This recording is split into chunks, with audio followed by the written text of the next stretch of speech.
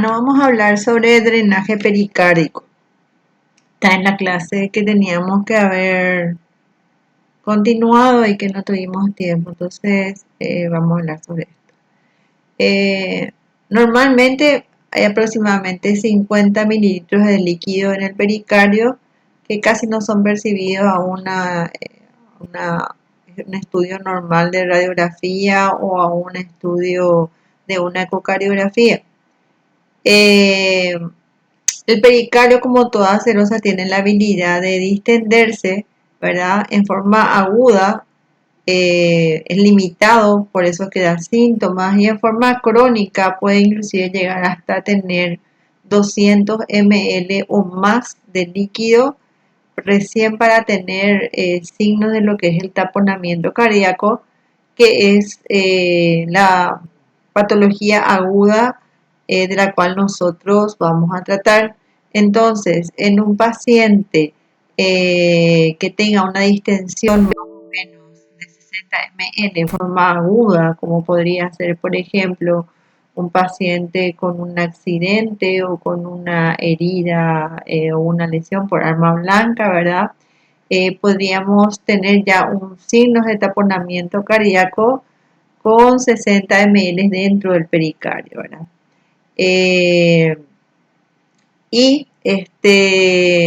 para tener signos de taponamiento cardíaco en un paciente crónico, como podría ser, por ejemplo, un paciente renal o un paciente que tenga alguna otra patología como una policerositis, por ejemplo, necesitaríamos de mucho 200 o más ml para que tengamos signos de taponamiento cardíaco. En forma crónica, a veces inclusive el corazón puede adquirir la forma de un botellón y ocupar casi ambos hemitórax y puede acumular hasta 2 litros de líquido pericárdico. El taponamiento cardíaco, que es la consecuencia de la compresión cardíaca provocada por esta acumulación o este exceso de líquido, lo que hace es aprisionar el corazón y le impide cumplir su función de bomba. Entonces, cuando hay acumulación de sangre o de líquido en el pericardio, podemos ver signos o externos que nos pueden orientar hacia un taponamiento cardíaco. Beck describió una triada que es posible verla completa en 40% de los pacientes, que son los ruidos cardíacos alejados, el incremento de la presión venosa central y la disminución de la presión arterial. Los ruidos cardíacos alejados, por supuesto, eso nosotros vamos a percibir al examen físico, a la auscultación. El incremento de la presión venosa central lo vamos a observar porque el paciente va a tener las venas del cuello o yugulares externas muy ingurgitadas que no se van a colapsar cuando el paciente adopte el decúbito dorsal y se siente. También cuando está sentado, las venas van a permanecer ingurgitadas. Y la disminución de la presión arterial que vamos a poder constatarla tomándole la presión al paciente. También puede estar esta triada puede estar ausente o puede ser que uno no la pueda diagnosticar en pacientes que estén hipovolémicos o que tengan algún tipo de hemorragia. El signo de Kussmaul, que puede verse también en el taponamiento cardíaco, es cuando la vena yugular se encuentra ingurgitada, el pulso periférico disminuye un poquito durante la inspiración y se eleva durante la expiración. Entonces vamos a tener ingurgitación yugular con la inspiración en un paciente ventilando espontáneamente. El pulso paradojal que está marcado por la disminución del pulso durante la inspiración y con una presión sistólica igual o menor a 10 milímetros de mercurio, la diferencial. El taponamiento cardíaco se puede sospechar clínicamente por estos signos que hemos mencionado, pero también se puede constatar por medio de lo que nosotros denominamos el ecofaz o por una ecocardio directamente. Eh, Vamos a ver líquido pericárdico que puede llegar inclusive a colapsar totalmente el ventrículo derecho. Entonces, para poder hacer un diagnóstico, para constatar el diagnóstico clínico que ya estábamos sospechando, podemos utilizar un ecógrafo y ponerlo en sentido transversal, ¿verdad? En el epigastrio apuntando hacia el corazón, ¿verdad? O directamente usar un transductor cardíaco. Entonces vamos a ver allí que tenemos, ¿verdad? El ventrículo izquierdo prácticamente colapsado, comprimido por el líquido. En general, las consecuencias, ¿verdad? Como ya habíamos hablado, ¿verdad? Acá tenemos el líquido que está comprimiendo casi totalmente el ventrículo derecho. Lo que tenemos, vamos a tener hipotensión, vamos a tener una distensión yugular y vamos a tener los ruidos cardíacos apagados. ¿Cómo vamos a hacer para diferenciar? Eso es una pregunta de examen para diferenciar un taponamiento cardíaco de un neumotórax a tensión, porque prácticamente tienen las mismas características. Entonces, en el taponamiento cardíaco vamos a tener ingurgitación venosa y en el neumotórax a tensión también. En el taponamiento cardíaco vamos a tener hipotensión, en el neumotórax a tensión también. Lo que sí vamos a tener en el taponamiento cardíaco va a ser ruidos cardíacos alejados, pero el murmullo vesicular va a estar conservado.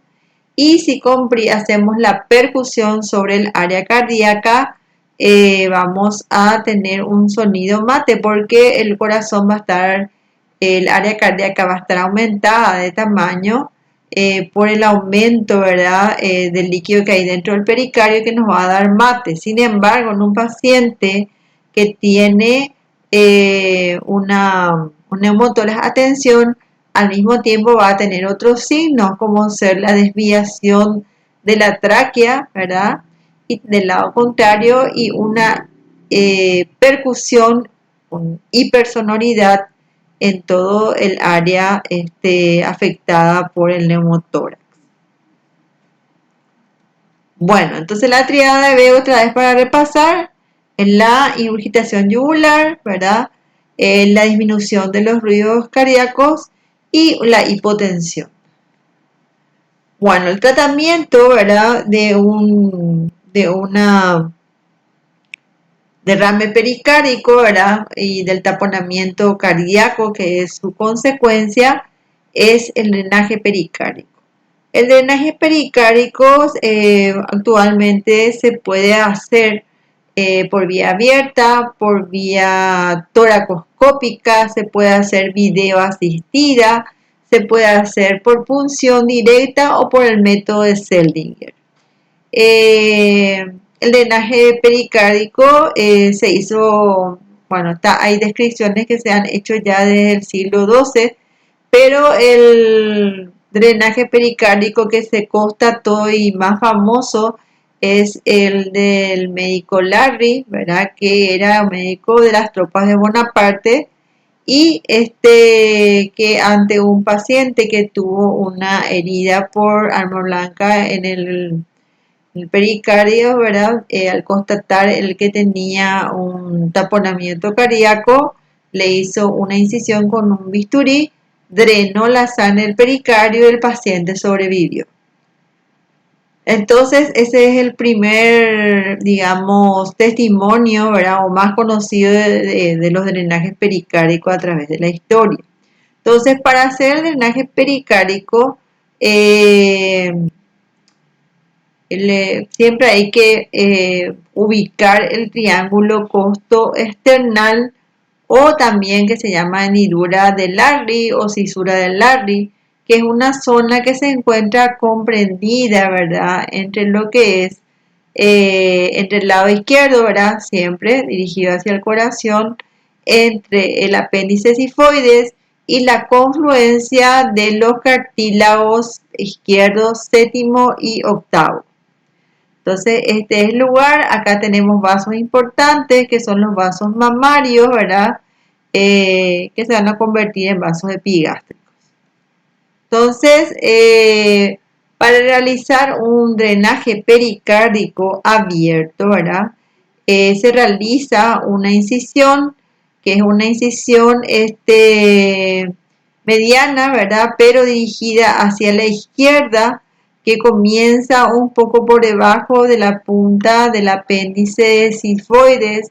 Se abre la piel, se abre la piel, el celular, se abre la línea blanca y se diseca las primeras digitaciones de los músculos recto anterior del abdomen y del oblicuo externo o mayor. Se incluye el tejido laminar, ¿verdad?, que está, o tejido preperitoneal, ¿verdad?, que une el peritoneo y lo separa, ¿verdad?, del pericardio. Entonces, se hace la apertura para permitir visualizar el pericardio, que aparece en el espacio intercostal entre las dos primeras digitaciones del diafragma. Cuando está lleno de líquido, ese pericardio abomba, ¿verdad?, hacia nuestra incisión abdominal. Entonces se toma el pericardio entre dos pinzas y se le da una sección de bisturí de derecha a izquierda para que emane el líquido.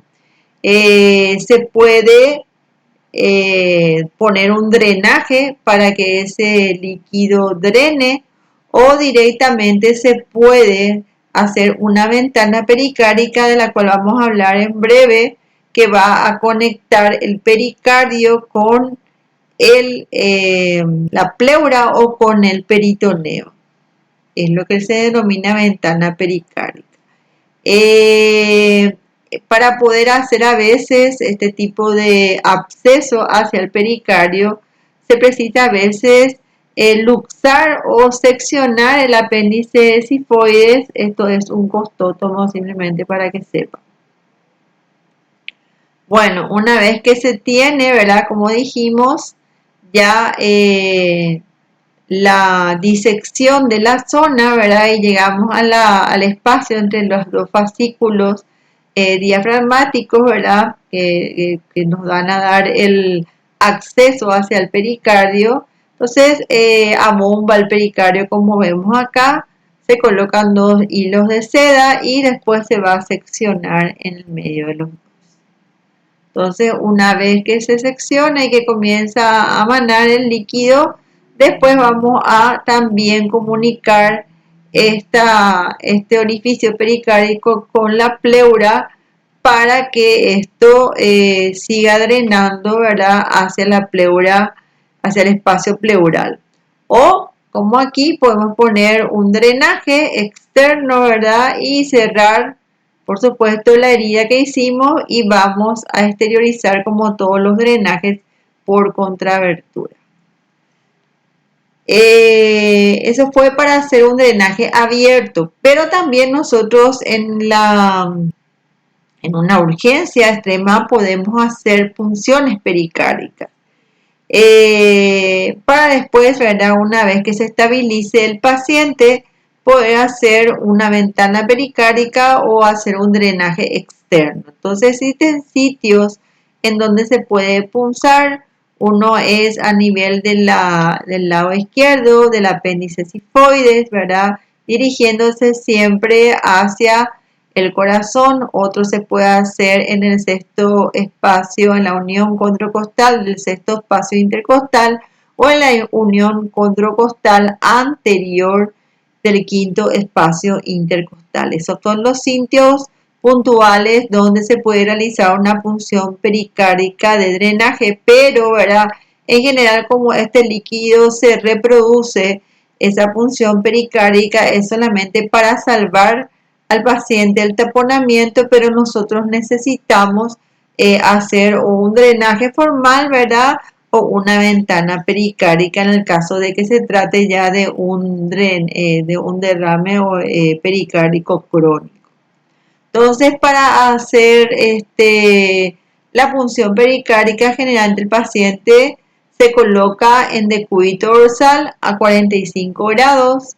Existen equipos que son para pericardiocentesis que se puede hacer por el método de Seldinger o mismo se puede hacer si no tenemos un set de drenaje pericárdico, se puede hacer con un set de vía venosa central.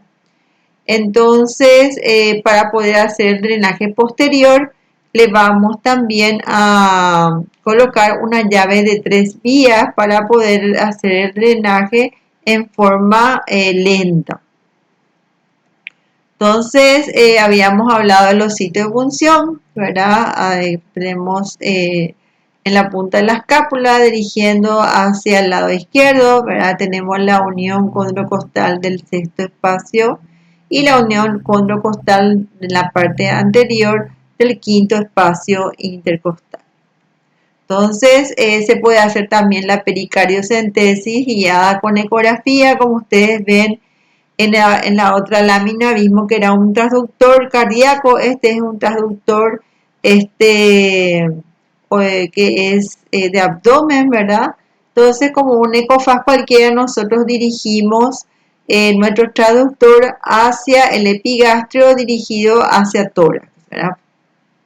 Colocamos en el epigastrio y lo dirigimos hacia tórax para ver el corazón. Y ahí vemos, ¿verdad? Que existe líquido en el pericardio, ¿verdad? Vemos el espacio pericárdico o que es virtual, lo hemos ocupado por líquido. Entonces, guiados por la ecografía, podemos hacer una punción. Una vez que obtenemos ya débito, ¿verdad? De esa punción, ¿verdad? Y que vemos que la aguja se encuentra en el espacio pericárdico, entonces en ese momento nosotros podemos colocar un alambre guía, ¿verdad? Para colocar el alambre de guía lo pasamos a través de de la aguja de punción, luego retiramos la aguja de punción, hacemos una ampliación del orificio con la punta de un bisturí hasta donde está nuestra alambre guía de punción y pasamos el primer dilatador. El primer dilatador, el segundo dilatador y por último ya colocamos el catéter para hacer un drenaje pericárdico de urgencia. Esa es la pericardiocentesis por el método de Seldinger, ¿verdad? Por supuesto que si el drenaje es mayor, nosotros vamos a tener que hacer un abordaje por toracotomía, porque quiere decir que o el ventrículo o algún vaso en especial están comprometidos, sobre todo en pacientes en situación de trauma.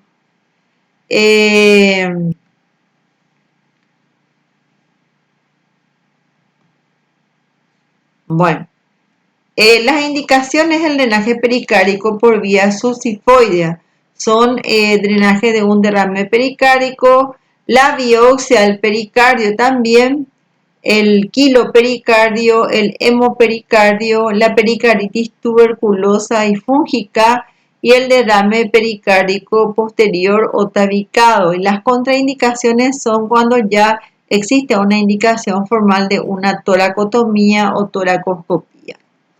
La ventana pericárdica se realiza en pacientes con derrames pericárdicos crónicos. O sea, el propósito es drenar el líquido pericárdico dentro de la cavidad pleural o peritoneal.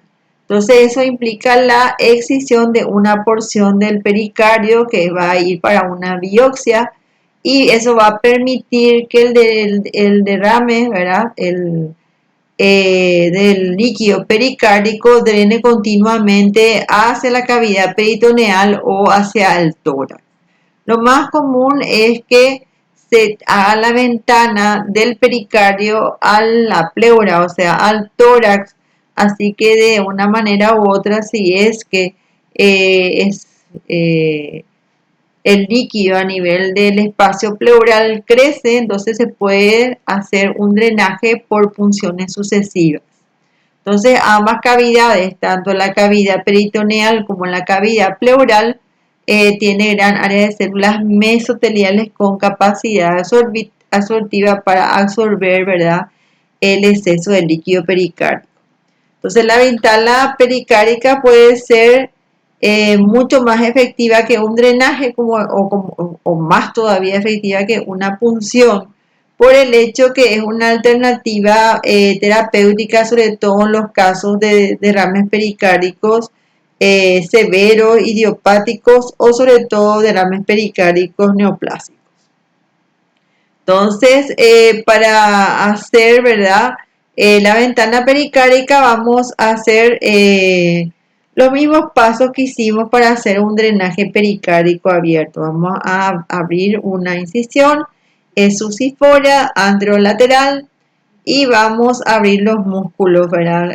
Como dijimos, ¿verdad? El músculo recto anterior, el músculo oblicuo mayor, vamos a llegar a las inserciones, ¿verdad?, del diafragma y vamos entonces, vamos a disecar, ¿verdad? Y vamos a punzar para ver si estamos cerca para obtener nuestro líquido. Entonces hacemos nuestra incisión, ¿verdad? Vamos a ir separando, ¿verdad?, los músculos hasta llegar al pericardio. Una vez que llegamos al pericardio, tomamos y hacemos una pinza. Con dos pinzas traccionamos el pericardio o ponemos dos puntos de reparo. Y cuando bombando acá el pericardio, vamos a provocar una incisión de izquierda a derecha para que comience a drenar el líquido como se ve acá. Este es un líquido citrino, ¿verdad? Se aspira todo lo que se puede. Posteriormente, ¿verdad?, le hacemos una excisión de pericardio, ¿verdad?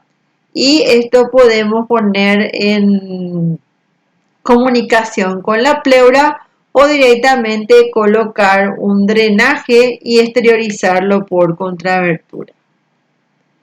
Bueno, eso con respecto, entonces vamos a puntualizar que la punción pericárdica y el drenaje pericárdico son procedimientos que se utilizan en derrames pericárdicos agudos, ¿verdad? Pero cuando estamos frente a un derrame crónico, sea un derrame crónico severo, idiopático, o un derrame pericárdico, en el caso de una neoplasia, entonces en esos casos está indicada la ventana pleuropericárdica o peritoneo pericárdica. Bueno, los accesos venosos centrales. Las indicaciones de los accesos venosos centrales, voy a poner todo, ahí está. Bueno, se denomina acceso venoso central al acceso que uno hace, ¿verdad?, de una vena como la yugular interna, la subclavia o actualmente la vena axilar.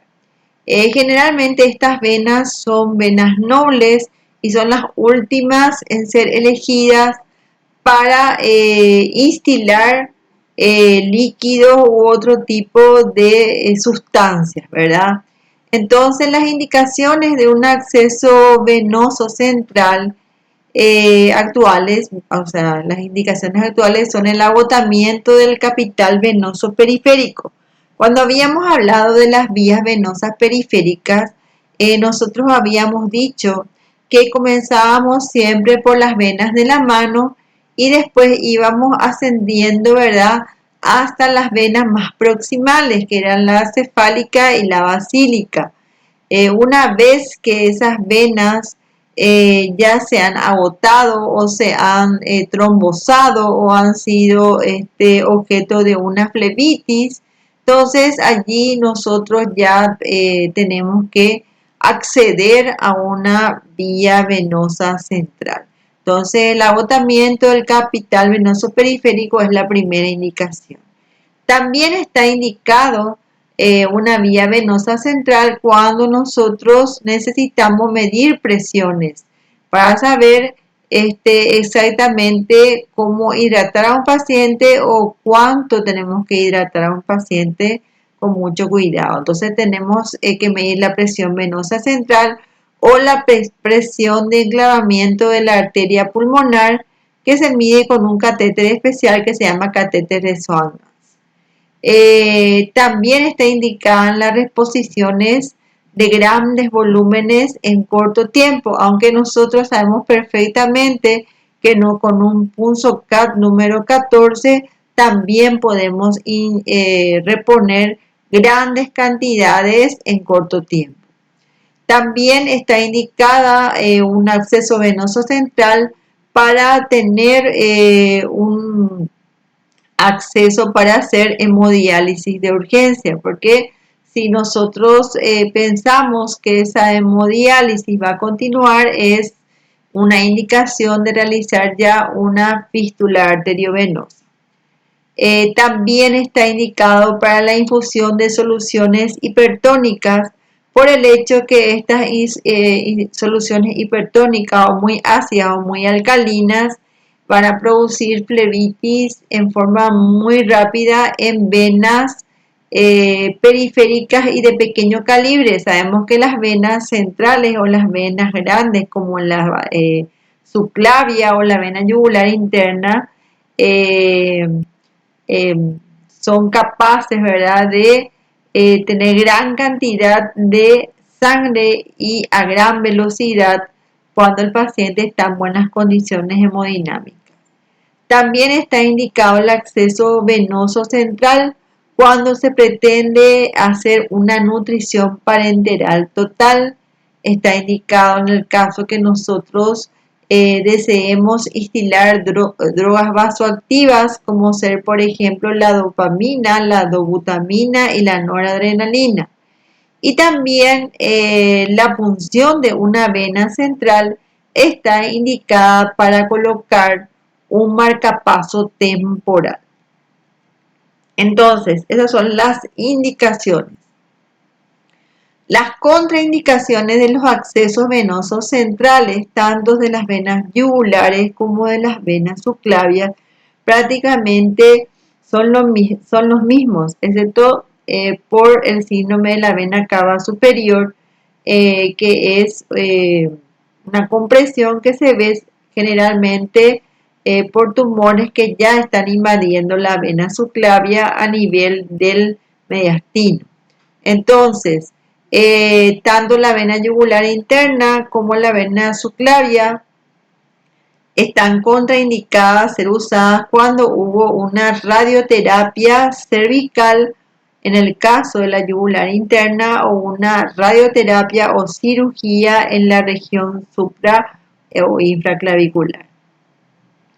La vena yugular interna está también contraindicada su punción en el síndrome de la vena cava superior, la vena subclavia en el neumotórax contralateral.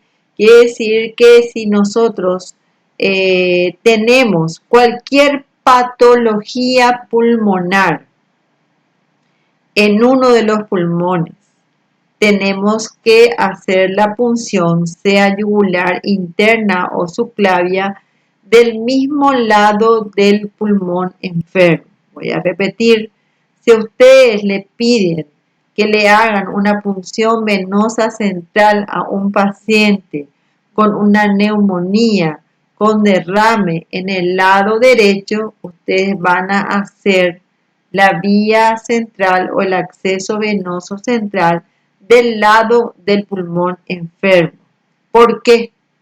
Porque si hacen ustedes del lado sano y tienen un accidente de punción, como ser, por ejemplo, un neumotórax o un hemotórax, entonces el paciente va a estar afectado doblemente en su capacidad pulmonar, porque de un lado va a tener una neumonía con un derrame y del otro lado va a tener un neumotórax. Entonces puede llegar inclusive a fallecer. Entonces, siempre que le pidan una punción venosa central, se hace del mismo lado del pulmón enfermo. También está contraindicadas las venas venosas, los accesos venosos centrales durante las maniobras de reanimación cardiopulmonar. O sea que es obvio que si se está haciendo un masaje cardíaco por un lado, por el otro lado se le está oxigenando al paciente o a veces se está intentando hacerle una intubación endotraqueal, nosotros no nos vamos a poner, ¿verdad?, a tratar de hacer un acceso venoso ni en el tórax ni en el cuello. Entonces está contraindicado. Otras contraindicaciones, ¿verdad?, son los trastornos de la coagulación, ¿verdad?, sobre todo porque se pueden formar hematomas gigantes compresivos que pueden comprimir la tráquea. Otra contraindicación es que el paciente no tenga la posibilidad de adoptar la posición para realizarse el acceso venoso central siempre que el paciente esté consciente, ¿verdad? Si está en un estado de coma y ya está intubado, ¿verdad?, y en ARM, entonces esa contraindicación es relativa. Y también las punciones repetidas. Las punciones repetidas, sobre todo porque el paciente ya puede tener trombosis de la vena o también ya puede tener infecciones a nivel del sitio de punción. Entonces, cuando hay punciones repetidas, muchas veces ya se contraindican el acceso venoso por punción y uno progresa hacia una descubierta o hacia otro tipo de acceso venoso. Las complicaciones generales de las punciones venosas centrales son la trombosis de la vena, ¿verdad?, que se ve muy frecuentemente en los pacientes, sobre todo que se hacen quimioterapia a través de un acceso venoso central. Por eso muchas veces se usan accesos venosos centrales que están conectados a un portacat. Un portacat es un reservorio que se pone subcutáneo y que se encuentra heparinizado. Y ese reservorio está unido o está comunicado con la vena yugular interna o la subclavia, a modo de que cuando se va a hacer la punción o la instilación del quimioterápico, se hace directamente en el reservorio, no en la vena. Otra de las contraindicaciones, ya dijimos, es el neumotórax, el hidrotórax. El hidrotórax puede suceder cuando durante la punción se atraviesa la pared anterior y posterior de la vena y se instila suero dentro del tórax. Otra complicación son los hematomas, que ya había hablado, ¿verdad? La punción arterial, que justamente es la causa más frecuente de hematomas, ¿verdad? La embolia aérea, que puede suceder cuando un absceso venoso central se desconecta del equipo de venoclisis o cuando el que está realizando la punción venosa central no tiene los cuidados suficientes como para ocluir el orificio de la aguja y el paciente realice una inspiración profunda, haciendo que haya una entrada masiva de aire. La fístula quilosa es la punción inadvertida o involuntaria en el lado izquierdo, ¿verdad?, de la desembocadura del conducto torácico en la vena subclavia izquierda. Después tenemos la embolia fragmentaria del catéter, que generalmente está asociada a los rulos o nudos que pueden haber en los catéteres cuando se colocaron. Y al tratar de retirar ese catéter puede ser que el catéter se rompa. La flebitis, ¿verdad? Que es la inflamación o infección de la vena punzada, la infección del sitio de punción, la colocación incorrecta, ¿verdad? El catéter que en vez de ir a la entrada de la aurícula derecha, vaya hacia el lado opuesto o vaya hacia afuera o vaya hacia arriba, ¿verdad? Esos son problemas frecuentes durante la colocación de un acceso venoso central. La lesión del plexo braquial que se veía anteriormente cuando utilizábamos los catéteres de emergencia, que eran agujas muy gruesas, no se realizaba por el método de Seldinger, y al realizar una yugular interna, sobre todo, se puede lesionar inclusive raíces nerviosas, como la raíz nerviosa del nervio mediano, provocando un accidente de punción grave, como ser inclusive la paresia del miembro superior. Y la sepsis por catéter, porque sabemos nosotros que el catéter es una puerta de entrada para los gérmenes. Sobre todo siempre hay que mantener la asepsia y la antisepsia dentro de los procedimientos. Bueno, existen varios tipos de catéteres, como ya habíamos hablado, ¿verdad? El catéter venoso central estándar o de emergencia cutánea es un catéter que ya no se encuentra prácticamente a disposición en ninguna farmacia, ¿verdad? Era un catéter número más o menos 16, que se colocaba primero con una aguja, ¿verdad? También número 16, que era de metal, y a través de esa aguja directamente se le colocaba dentro de la vena yugular interna el catéter. Este es de emergencia cutánea. Algunos tenían una guía que podía ser de plástico o de metal. Luego tenemos el catéter de Hitman-Broviac, o es un catéter con manguito que sirve generalmente para las diálisis. Se puede poner a veces por disección, ¿verdad? Porque son a veces un poco de volumen un poco aumentado. Luego tenemos el catéter de Grisón, ¿verdad? Que es de un solo lumen. Luego tenemos los multilumen, que son los que normalmente estamos utilizando, que pueden ser de 2 o 3 luces, para que se sirven para hacer hemodiálisis o para pacientes graves que están recibiendo antibióticos, drogas vasoactivas y también nutrición parenteral. Entonces se dispone de 3 luces para poder realizar la instilación de estos menesteres. Bueno, y luego tenemos también el catéter de sitio de inyección implantable o catéter cámara, que es el Passport, ¿verdad? Del cual ya les hablé, que se usa para la quimioterapia.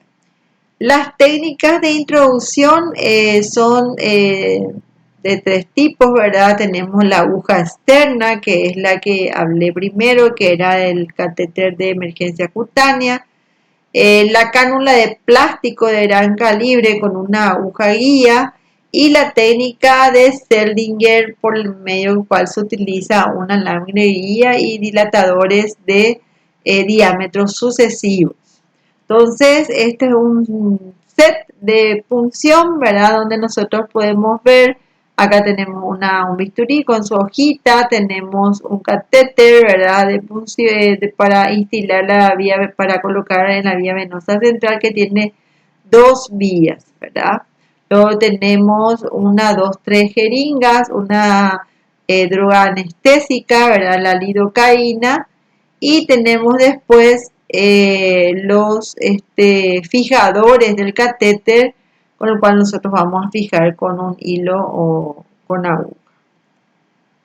Estos son los diferentes catéteres. Este es el catéter de Swan-Ganz, que por lo menos, como ven ustedes, tienen un globo inflable, que este catéter se debe poner por radioscopía, por supuesto. el Passport, ¿verdad? Que es el catéter que se coloca dentro de la subclavia de la vena yugular, y este reservorio se coloca como un bolsillo subcutáneo y se enrosca, ¿verdad?, al catéter que está en uno de sus lados metido dentro de la yugular interna. Y este es un catéter que se usa para punción femoral. Bueno, los puntos esenciales para la confección de una venopunción son el primero, el conocimiento acabado de la anatomía de la persona que va a realizar la punción, o sea, debe conocer la anatomía venosa del cuello y también conocer la anatomía venosa en el tórax. Eh, por lo menos debe conocer una, dos o tres técnicas de punción venosa, por el hecho de que si es que tiene algún problema para hacer una punción venosa subclavia, puede hacer la yugular interna. Debe tener conocimiento de las complicaciones que puedan observarse durante la ejecución de la vía venosa central y a posteriori. Y lo ideal sería que sepa resolver esas complicaciones, como ser, por ejemplo, un neumotórax o un hemotórax, o sea, saber hacer un drenaje pleural de urgencia. Informar al paciente el procedimiento, obtener el consentimiento informado y sobre todo explicar bien para obtener la colaboración del paciente y corregir previamente la hipovolemia, ¿verdad? Nosotros no podemos hacer una vía venosa central a un paciente que está hipovolémico o que tenga un shock hemorrágico, ¿verdad? Porque el paciente va a tener todas las venas colapsadas, inclusive las venas mayores como la subclavia o la yugular interna. Entonces es mucho más fácil que se provoquen accidentes de punción. En pacientes con hipovolemia está indicado colocar al paciente en posición de Trendelenburg para que la sangre vaya hacia las venas centrales. Inclinar al paciente hacia el sitio de la punción, ¿verdad? Para que esa vena se ingurgite. Pedirle al paciente que haga un valsalva prolongado y forzado. Eso también ayuda para que las venas se ingurgiten. Se le puede pedir a la enfermera que haga una presión continua sobre el abdomen del paciente, ¿verdad? Para aumentar la presión abdominal y llevar la sangre hacia el tórax. La ingurgitación de la vena yugular externa, ¿verdad? Será el mejor índice de que las venas profundas están ingurgitadas. O sea, si nosotros tenemos un paciente en shock y acostado el paciente tiene un colapso de la yugular externa, quiere decir que nosotros tenemos mucha posibilidad, si persistimos en nuestra idea de hacer una punción venosa central en esas condiciones, de complicarnos con neumotórax, por ejemplo.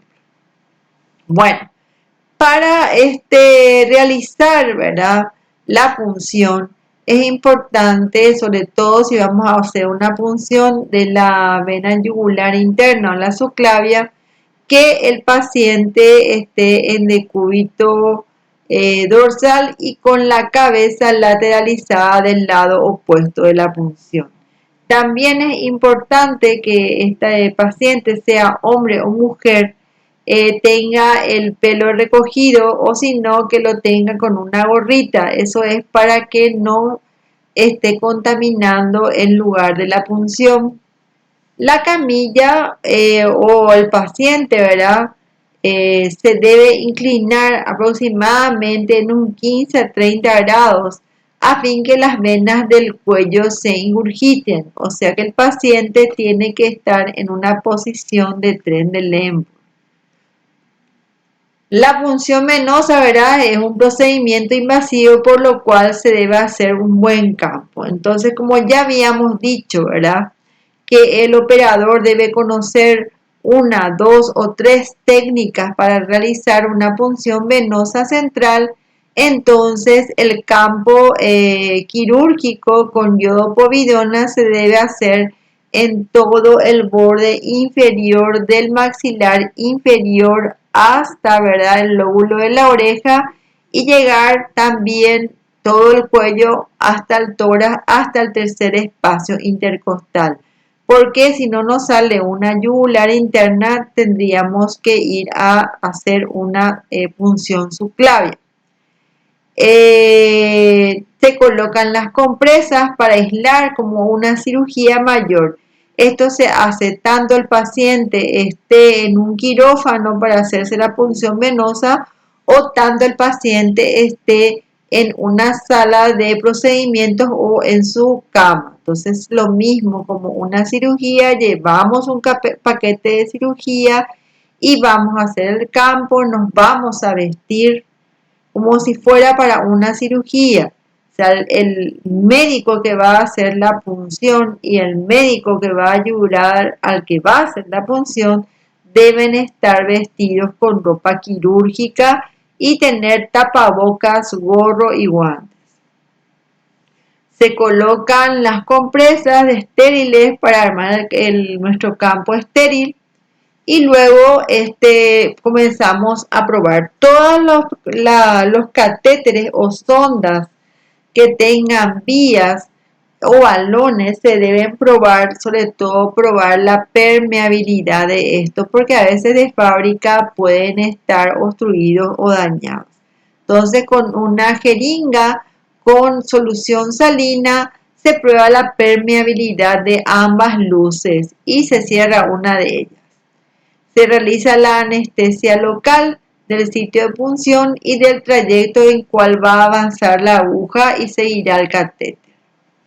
Es importante, ¿verdad?, que la aguja, ¿verdad?, de anestesia, sobre todo la aguja que va a ser la que va a ir anestesiando el camino por donde va a entrar el catéter, tengamos una medida comparativa con el catéter que va a hacer la punción de la vena. ¿Por qué? Porque si nosotros hacemos la anestesia y al llegar cerca de la vena ya obtenemos flujo venoso dentro de nuestra jeringa anestésica, entonces tenemos que medir aproximadamente la distancia en donde ya obtuvimos nosotros sangre venosa para ayudarnos a introducir solamente esa longitud del catéter dentro del paciente, de la vena del paciente, para no perforar. Entonces, estando el paciente en decúbito dorsal, elegimos el lugar de la punción, ¿verdad? Que puede ser yugular o puede ser subclavia. La yugular puede ser anterior, puede ser por vía posterior, puede ser por vía media. Bueno, y comenzamos a hacer el abón anestésico, primero de la piel, el tejido celular subcutáneo, y luego vamos progresando, ¿verdad? Si obtenemos sangre, como se ve en la lámina, entonces vamos a ver cuánto introdujimos esa aguja para poder hacer la punción de la misma forma con la aguja que es para punción venosa. Entonces, la introducción precisa de la aguja avanzando siempre tiene que ser imprimiendo una presión negativa o una aspiración negativa. Punzamos, aspiramos y vamos avanzando, porque esa es la única forma de la cual la luz de nuestra jeringa se llene de sangre y sepamos si ya entramos dentro de la vena yugular interna. Entonces, una vez que está anestesiado, entonces nosotros acoplamos la aguja de punción venosa a una jeringa con suero. Tenemos que tener mucho cuidado de no usar la misma jeringa que tenía el anestésico, tiene que ser con suero. Entonces allí comenzamos a avanzar dirigiéndonos hacia la vena yugular interna, siempre avanzando y luego haciendo aspiración negativa para obtener flujo sanguíneo. Acá vemos que ya se obtuvo el flujo, ¿verdad? entonces ese va a ser el momento en que vamos a separar la aguja de la jeringa para poder colocar nuestro alambre guía. Entonces siempre es importante un pequeño detalle que para colocar la aguja esta debe estar de tal manera que se alinee con los números de la jeringa. Eso sirve para saber dónde está el bisel de nuestra aguja, hacia qué dirección está, porque el bisel de la aguja es prácticamente el que va a guiar al alambre y después guiará al catéter. Entonces esa es una forma de saber dónde está el bisel. Si el bisel está aquí, entonces debe coincidir exactamente con los números de la jeringa. Bueno, una vez que ya se insertó, tenemos la aguja, ¿verdad? Dijimos que íbamos a insertar la guía metálica a través de la aguja. Entonces acá tenemos la aguja, ¿verdad? Aquí insertamos el portaguía dentro de la aguja y acá vamos a deslizar la guía metálica. Una vez que hemos deslizado la guía metálica, retiramos la aguja, ¿verdad? Y allí en ese momento podemos con un bisturí ampliar un poco, ¿verdad? Nuestro orificio cutáneo, ¿verdad? Sobre nuestro alambre guía. Y insertamos ya el primer dilatador para dilatar el camino, ¿verdad? Hasta que obtengamos el diámetro de nuestra vía venosa central que vamos a colocar en nuestro catéter de vía venosa central. Entonces, a veces son 1, 2 o 3 dilatadores de diámetros sucesivos. Una vez que ya hemos dilatado nuestro trayecto, ¿verdad? Entonces, introducimos nuestro catéter dentro de la guía metálica, para lo cual uno de los solamente dejamos permeable uno, ¿verdad? De los, digamos, de las luces de los catéteres. Los otros dos cerramos. Entonces introducimos el catéter dentro del alambre guía y vamos a hacer progresar hasta que entre dentro de la vena que hemos elegido como acceso venoso central. En este caso es la yugular. Entonces, a medida que vamos introduciendo el catéter, ¿verdad? El catéter venoso central, tenemos que ir retirando la guía. Esto es muy importante. No olvidarse de retirar la guía, porque si nos olvidamos de retirar la guía, esa guía puede migrar y puede resultar en una cirugía después cardíaca para extraer la guía metálica. Entonces, por eso es importante que el ejecutor nunca olvide de retirar la guía al mismo tiempo que va avanzando el catéter venoso dentro de la vena elegida para el acceso venoso central. Bueno, una vez que ya retiramos la guía, entonces por uno de los lúmenes vamos a aspirar a ver si obtenemos retorno de sangre para volver nosotros a comprobar que nuestro catéter venoso está dentro de la vena. Si es que no obtenemos reflujo sanguíneo, de ninguna manera tenemos que destilar ningún tipo de líquido, ni suero, ni medicación, y menos aún reintroducir la sangre que estamos extrayendo para verificar que esté dentro de una vena. En ese caso lo que hacemos es retirar otra vez el catéter y volver antes de introducir la guía para volver a ver si estamos o no dentro de la vena. Una vez que tenemos la comprobación de que estamos dentro de la vena, entonces fijamos el catéter en 2 puntos con nylon 3,0.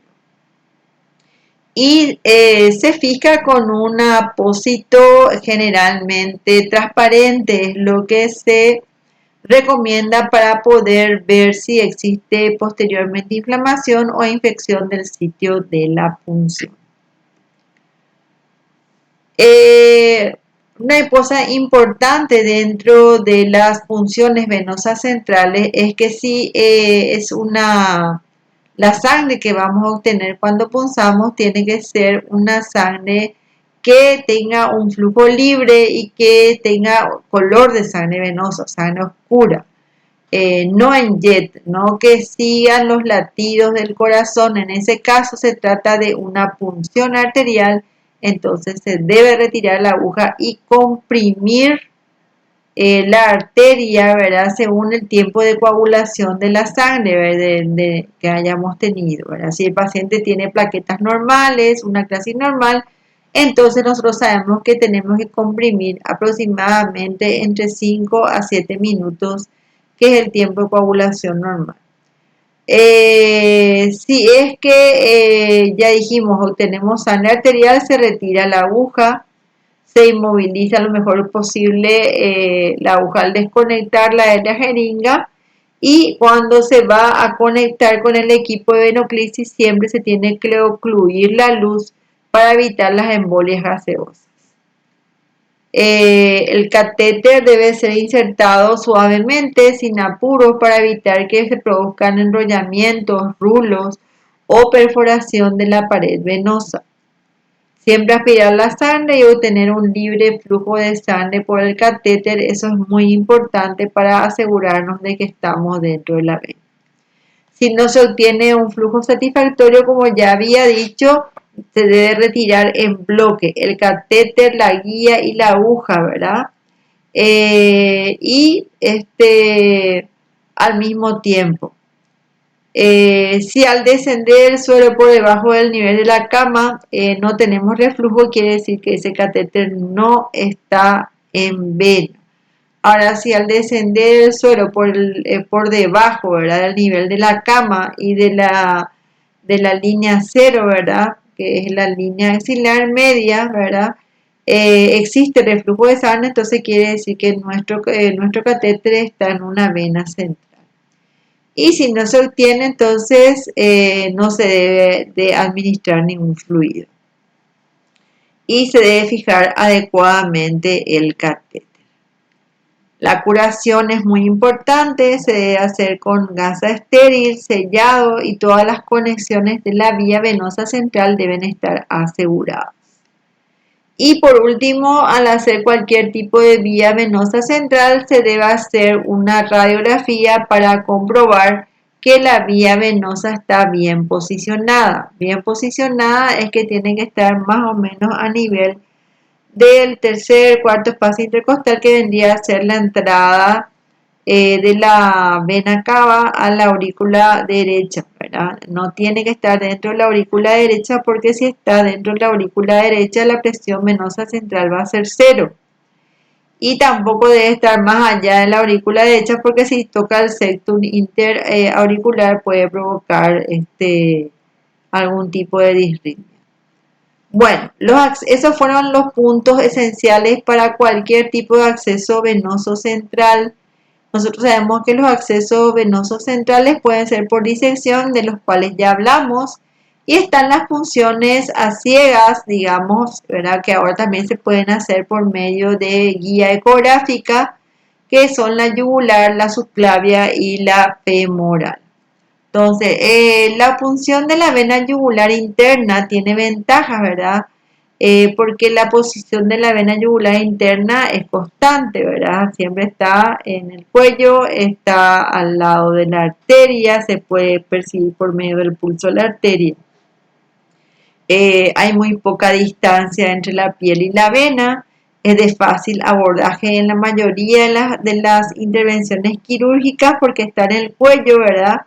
Entonces queda a mano generalmente del reanimador o anestesiólogo, puede ponerlo en cualquier momento durante la cirugía si fuese necesario. Y como ya dije, tiene una escasa distancia de la piel a la vena. La posición para el paciente en el cual se va a hacer una yugular interna, es bueno que el paciente esté en posición de Trendelenburg con 20 a 30 grados de inclinación, ¿verdad? ¿Para qué? Para ingurgitar las venas del cuello. Entonces, Se debe identificar los parámetros anatómicos que utilizamos para hacer una punción de la vena yugular. ¿Cuáles son estos parámetros? Son el esternocleidomastoideo, tanto su borde anterior como el posterior, el hueco supraesternal y el triángulo de Sedilot, que es el triángulo formado por ambas digamos, ramas del músculo esternocleidomastoideo, ¿verdad? La esterno, la esternoclavicular, ¿verdad? Y la externa. Y localizar el vértice y la base de ese triángulo, que es el triángulo de Sedilot. Normalmente se puede hacer la yugular, ¿verdad? Se puede hacer en la base del triángulo de Sedilot, se puede hacer en el medio del triángulo de Sedilot o en el vértice posterior por detrás del borde posterior del esternocleidomastoideo cuando es cruzado por la vena yugular externa. Entonces, tenemos acá nosotros nuevamente la dirección de la aguja, ¿verdad? Se puede hacer, como dijimos, en el vértice del triángulo de Sedilot, se puede hacer en el borde anterior del esternocleidomastoideo o se puede hacer en el borde posterior, ¿verdad? Que es una ejecución alta que decimos nosotros de la vena yugular interna, ¿verdad? Por detrás del esternocleidomastoideo cuando cruza la vena yugular externa Entonces, en este triángulo tenemos que la base es la clavícula y que las dos ramas del triángulo están dadas por la rama external y la rama clavicular de insección del esternocleidomastoideo.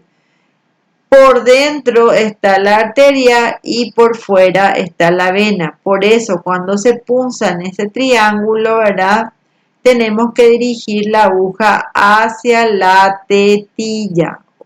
Hacia la tetilla. Por eso es que cuando vimos esta lámina anterior, se identificaba el triángulo de Sedilot y con otra mano se identificaba la tetilla y se trazaba una línea. Bueno, la punción cuando se va a hacer en el triángulo de Sedilot y se va a hacer, sea en la base o en el medio del triángulo, la jeringa debe dirigirse hacia la tetilla y debe estar inclinada con respecto al cuello en un ángulo de 45 grados y siempre se debe aspirar en forma negativa hasta obtener sangre. Bueno, entonces acá tenemos lo que es lo que ya había hablado, que es el triángulo de Sedilot, que está compuesto por la rama external, la rama clavicular, la base es la clavícula, ¿verdad? Entonces una ejecución alta sería entrar posteriormente al borde posterior del esternocleidomastoideo donde cruza la yugular externa. Una vía anterior vendría a ser el vértice del triángulo de Sedilot y una ejecución baja sería la base del triángulo de Sedilot, que muchos le llaman vena innominada, ¿verdad? Porque es la unión prácticamente de la yugular interna con la vena subclaviana. La cabeza, como dijimos, siempre debe estar girada del lado contrario de la punción, ¿verdad? Pero no en forma extrema. O sea, no tiene que estar forzado porque si no, los músculos se tensan, entonces es mucho más difícil tener los parámetros anatómicos adecuados. Bueno, entonces ya hablamos, ¿verdad? Ejecución posterior, ¿verdad? Borde posterior del esternocleidomastoideo por detrás de la vena yugular externa cuando lo cruza, ¿verdad? El vértice del triángulo del Sedilot y la base del triángulo del Sedilot. Bueno, la técnica de Jernigan es el sitio de punción se localiza a 2 traveses de dedos del borde superior de la clavícula a nivel del borde externo del esternocleidomastoideo y por debajo de la yugular externa, que vendría a ser lo que se llama inserción alta. Es la más segura, ¿verdad? La aguja se debe dirigir hacia el hueco supraesternal y realizada, ¿verdad? Con mucha paciencia, tiene muy pocas complicaciones. Entonces, acá vemos a la paciente, ¿verdad? Se hace la anestesia, a ver, se ve perfectamente el esternocleidomastoide, tanto el borde anterior como el borde posterior y la yugular externa que está cruzando. Entonces, se anestesia el lugar de la punción y el trayecto que va a seguir. El trayecto que va a seguir cuando es un acceso de la yugular interna es hacia el hueco supraesternal, ¿sí? Entonces se anestesia, ¿verdad? Luego de que se anestesia, lo que se hace es comenzar, ¿verdad? A punzar con la aguja, ¿verdad? De punción hasta obtener sangre. Luego se coloca el alambre guía, se colocan, así como toda punción por método de Seldinger, los dilatadores sucesivos y por último se coloca ya el catéter venoso central. Luego que se coloca el catéter venoso central, se comprueba la permeabilidad de ambas luces y se conecta ya el equipo de venoclisis. La técnica de Daly de las punciones de la yugular interna, la de Jerningham ya dijimos que es el acceso posterior, y la técnica de Daly es la punción entre los haces esternocleidomastoides. Entonces se debe identificar ambos haces, el haz clavicular y el haz external del músculo y el borde superior de la clavícula. Es lo que ya habíamos hablado, que es el triángulo de Sedilot y que en su centro, por fuera, se encuentra la vena yugular interna. Bueno, la punción venosa central guiada por ecografía, ¿verdad? Como últimamente casi todos las urgencias cuentan con un ecógrafo, entonces se usa el ecógrafo para localizar la vena. Esto ha reducido, ¿verdad?, la tasa de complicaciones y también ha mejorado el porcentaje de inserción en el primer intento, tanto en la vena yugular interna como en la vena axilar. Entonces, todo médico que trabaja en la urgencia, aparte de hacer ecofas, debe saber manejar un ecógrafo, ¿verdad?, con un transductor lineal, que es un transductor que generalmente es de alta frecuencia, es el mismo transductor que se usa para hacer ecografía de partes blandas, que tiene una frecuencia de 5 a 12 MHz, ¿verdad? Y que permite obtener, ¿verdad?, información de estructuras que se encuentran cercanas a la piel. Por lo tanto, vamos a poder visualizar los vasos sanguíneos en el cuello.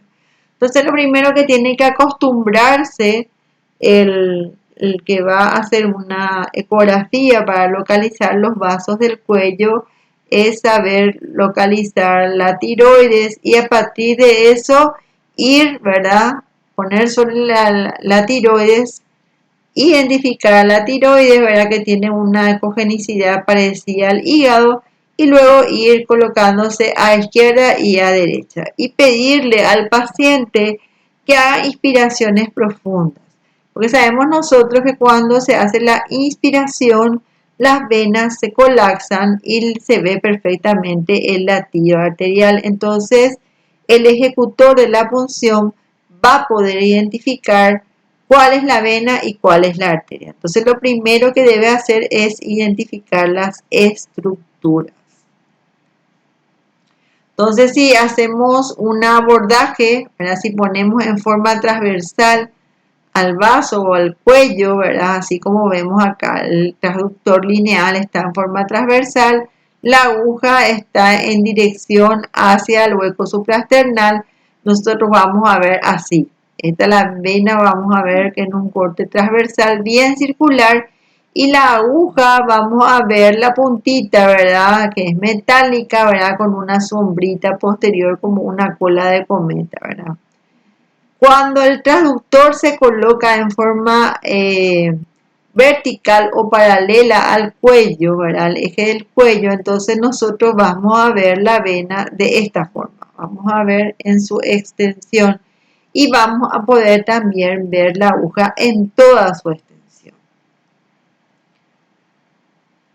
Bueno, entonces eso es cuando nosotros queremos hacer un acceso venoso central guiado por ecografía, sea la yugular interna o sea inclusive la subclavia. Para la punción de la vena subclavia y sobre todo el abordaje infraclavicular, que es la técnica de Aubagnac, la posición es sumamente importante. Lo que nosotros necesitamos es que los hombros caigan hacia atrás, para lo cual se debe colocar un rodillo, ¿verdad? Más o menos que tenga 7 a 10 centímetros de diámetro, puede ser inclusive un frasco de suero, ¿verdad?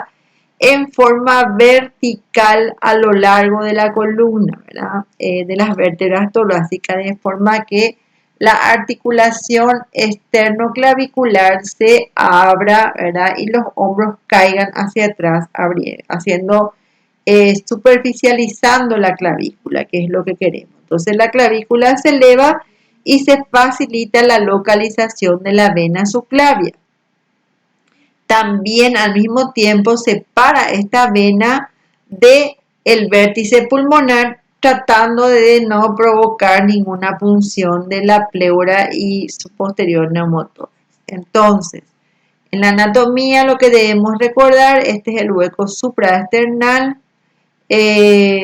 Tenemos las dos clavículas, ¿verdad? Por arriba, ¿verdad? El hueco suprasternal, acá recordemos siempre que el paciente debe girar la cabeza en forma contralateral, pero no en forma exagerada.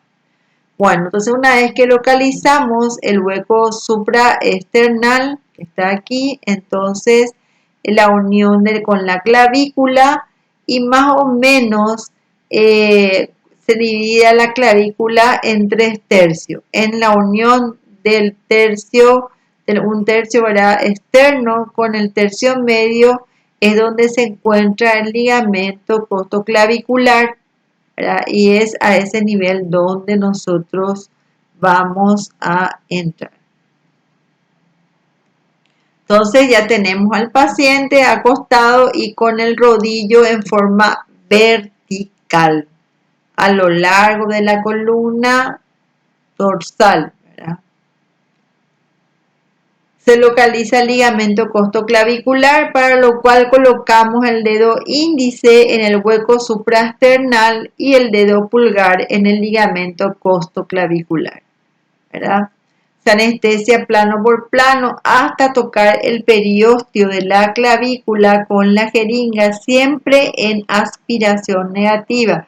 A veces ya podemos nosotros con esa misma jeringa punzar la vena subclavia y tener ya una idea de dónde está localizada, sobre todo si el flujo no es en jet, ¿verdad? Entonces, este es el catéter, igual que los otros, la posición es esta, el dedo índice sobre el hueco supraclavicular y el dedo pulgar sobre el ligamento costoclavicular. Hacemos la anestesia plano por plano, tocando el periósteo de la clavícula. Entonces acá vemos al paciente, este es la tetilla, ¿verdad? Acá tenemos la clavícula, ¿verdad? El hueco suprasternal y la clavícula. Se localiza el ligamento costoclavicular, ¿verdad? Acá tenemos el hueco, esta es la parte del borde superior de la clavícula, este es el espacio entre la clavícula y la primera costilla, que es donde se encuentra el ligamento costoclavicular. Se colocan los campos y con una jeringa en aspiración y con suero en un ángulo de 30 grados se trata de introducir y anestesiar plano por plano. Acá se puede observar nuevamente que tenemos el dedo índice, ¿verdad? En el hueco suprasternal y el pulgar lo tenemos en el ligamento costoclavicular. La dirección de la aguja debe dirigirse siempre hacia arriba, hacia el hueco suprasternal. Nosotros tenemos que seguir la dirección de la vena subclavia, que finalmente va a desembocar en el tronco venoso brachiocefálico. Entonces tenemos que dirigirnos al hueco suprasternal. Una vez, y siempre en aspiración negativa, una vez que dirigiéndonos hasta allí, ¿verdad? Comenzamos a obtener, ¿verdad? Sangre, entonces quiere decir que estamos dentro de la vena subclavia. Allí hacemos siempre la misma maniobra, colocamos el alambre guía, ampliamos el orificio con el bisturí, luego colocamos el primer dilatador, el segundo dilatador y luego vamos a colocar el catéter. Acá vemos otra vez cómo se pone, se hace el campo, se ponen los campos asépticos, se hace la anestesia, se localiza el ligamento costoclavicular. Vemos la misma maniobra siempre, el dedo pulgar en el ligamento costoclavicular, el dedo índice en el hueco suprasternal. Se obtiene sangre, se coloca el alambre guía, se coloca el primer dilatador, el segundo dilatador y después ya colocamos dentro del alambre guía el catéter venoso central. Siempre cuando va avanzando dentro el catéter venoso se tiene que ir sacando la guía para que no se quede dentro. Entonces vemos cómo va avanzando el catéter y cómo va saliendo la guía. Una vez que se extrae la guía, se coloca ya el suero, se hacen las pruebas pertinentes para ver si hay un flujo libre, o sea, una vez que esté conectado el catéter venoso central con el equipo de venoclisis, una de las pruebas es bajar el suero por debajo del nivel de la línea axilar media con el suero abierto. Eso es importante, ¿verdad? Porque si uno cierra el suero no vamos a tener reflujo, ¿verdad? Se abre la llave, ¿verdad? Y se baja el suero y vemos que tenemos un reflujo de sangre y que al subir el suero gotea libremente. Entonces tenemos ya una prueba de que estamos dentro de la vía venosa central, porque a veces mediante la manipulación, durante la manipulación del catéter o de la guía, puede accidentarse nuestra punción y salir fuera de la vena. Entonces, si no tenemos la certeza de que estamos dentro de la vena, no podemos enviar ninguna sustancia ni suero. Entonces, una vez que ya estamos adentro, se asegura con nylon 3.0, ¿verdad? Y se le pone un adhesivo transparente. Entonces, hay que comprobar que este catéter entró por la subclavia, va a la vena cava superior y debe quedar aquí, a la entrada de la clavícula. Entonces vemos aquí, entra por la subclavia, va a la vena cava superior y debe quedar ahí para que pueda medir la presión venosa central. Queda más o menos en el segundo o tercer espacio intercostal. Bueno, cómo nosotros cuidamos nuestras funciones, ¿verdad? En las vías venosas centrales, que es lo cual nos estamos refiriendo, se prefiere mucho hacer, cubrir directamente con un adhesivo transparente porque eso facilita ver si existe o no existe alguna infección o signos de inflamación o de infección. Se debe vigilar eso, Se debe lavar y desinfectar el punto de punción cada vez que se cambia el apósito o el adhesivo transparente. Eh, Se debe administrar una solución antiséptica en las conexiones, ¿verdad? Y obturadores antes y después de su uso. O sea, cuando nosotros estamos desenroscando para colocar, por ejemplo, un Volutrol o una alimentación parenteral, ese taponcito al volver a poner tenemos que desinfectarlo con alcohol. Se deben cambiar los sistemas cada 24 horas, la nutrición parenteral, y cada 48 horas se debe cambiar los equipos de venoclisis. Se debe también lavar la vía venosa central con suero fisiológico cada 24 horas para comprobar que eso esté permeable. Y cada una de las luces, si tiene 2 luces, 3 luces, entonces cada luz se debe lavar para comprobar su permeabilidad. ¿Cuáles son las complicaciones de las vías venosas centrales? Bueno, primero el neumotórax, que generalmente ocurre con las funciones bajas de la vena yugular interna, ¿verdad? Cuando se hace en la base del triángulo de Sedilot o cuando se hace una punción subclavia.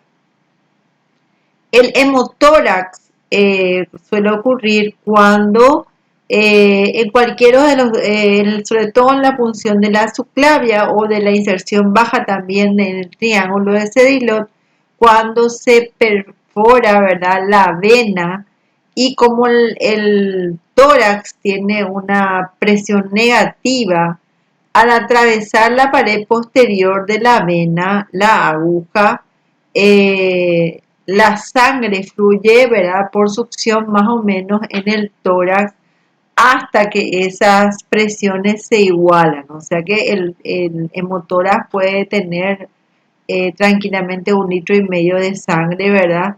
Y el paciente puede sufrir una descompensación durante o en la inmediatez de esa punción venosa. La punción arterial, que es una de las complicaciones más frecuentes y que puede causar un hematoma en el cuello, ¿verdad?, que puede crecer, puede comprimir la tráquea, o un hematoma mediastinal. Las isquemias nerviosas centrales pueden ocurrir sobre todo cuando al aspirar la sangre, al entrar en una arteria, el ejecutor de la vía venosa central manda otra vez por el catéter la misma sangre. Eso puede causar una embolia. La punción del conducto torácico ocurre en las inserciones, o sea, en las funciones sobre todo del lado izquierdo, porque sabemos que la gran vena linfática desemboca en la subclavia izquierda. Entonces, a veces cuando se hace una punción del lado izquierdo se puede lesionar, ¿verdad?, la gran vena linfática y provocar un quilotórax. El hidrotórax también sucede cuando se produce una punción de la vena y se atraviesa la pared posterior y a pesar de eso se envía suero, ¿verdad? La lesión del plexo braquial se ve más frecuentemente en las funciones yugulares altas, ¿verdad? Y sobre todo cuando son repetidas. La embolia del catéter suele ocurrir cuando el catéter forma un rulo y al retirar el catéter no hubo una constatación de la posición del catéter y se tranca, se estira y se puede soltar y embolizar. La embolia aérea en el humano se cree que puede ocurrir cuando entran de una sola vez 200 a 300 ml de sangre o 3,5 ml por kilogramo. En ese caso, generalmente el paciente puede tener una muerte súbita o si no puede tener una insuficiencia respiratoria severa que inclusive puede requerir, ¿verdad?, de un respirador y también de una de una aspiración de esa cantidad de aire. El paciente debe ser posicionado, ¿verdad? Para evitar justamente esta embolia aérea se deben ocluir, ¿verdad? Los orificios de las agujas antes de la conexión o del catéter antes de la conexión con el equipo de venoptisis. La trombosis venosa profunda ocurre en aquellas funciones venosas centrales que puede ser por una flebitis o puede ser por una hipercoagulabilidad o puede ser porque se han administrado a través de esa punción venosa soluciones muy hipertónicas. La sepsis por catéter es uno de los cuadros más frecuentes, por eso es que se debe cuidar mucho la asepsia y la antisepsia cuando se van a inyectar soluciones o cuando se va a hacer cambio de catéteres. Y el hematoma del sitio de punción, que también es una complicación frecuente. Entonces aquí tenemos un control, ¿verdad?, de una punción venosa, ¿verdad?, central, y vemos que tenemos un neumotórax grado 2, 3, ¿verdad? Ustedes saben los grados de neumotórax, ¿verdad? Cuando el neumotórax es grado 1, ¿verdad? Es cuando no se acerca a la línea medio clavicular. El neumotórax grado 2 es cuando se encuentra en la línea medio clavicular, pero no por dentro. Y el neumotórax grado 3 es cuando ya se encuentra por dentro y atención es cuando ya desplaza el mediastino al lado opuesto. Entonces esto es un neumotórax grado 1 o 2, ¿verdad? Generalmente puede controlarse o si no colocar nomás ya un tubo pleural. Esto es un hemotórax también por punción de la vena subclavia, ¿verdad?, atravesando la pared posterior. Y el paciente, en este caso, ¿verdad?, si fuera un hemotórax, uno pensaría que tendría que tener un nivel hidroaéreo, pero normalmente el paciente, como son pacientes que están en estado grave, las radiografías son tomadas acostados. Entonces recuerden eso cuando hagan su control radiológico. Si ven esta imagen, acá hay trama pulmonar, acá se ve que hay este líquido, esto es un hemotórax por punción, el cual atravesó la pared posterior de la vena. Este es el famoso rulo. A veces cuando se coloca un acceso venoso, ¿verdad?, la punta del catéter choca dentro de la vena y da una vuelta.